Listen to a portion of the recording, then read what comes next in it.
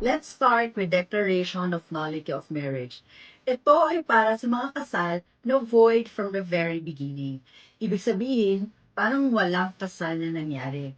Tinatawag itong void ab initio. Example nito ay mga kasal na walang essential or formal requisites.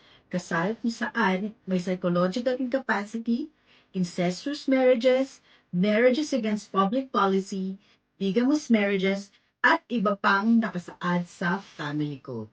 On the other hand, annulment of marriage assumes na valid ang kasal sa simula, pero may grounds na nag exist at the time of marriage na pwedeng maging dahilan para ma-annul ito. Annulment simply explains the legal process of invalidating avoidable marriage. Ilan sa mga grounds ay kawalan ng parental consent, insanity, fraud, duress or forced marriage, impotence, at sexually transmissible disease na seryoso at incurable.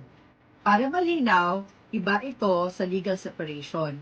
Sa legal separation, kasal pa rin ang mag-asawa, pero in practice, wala na sila.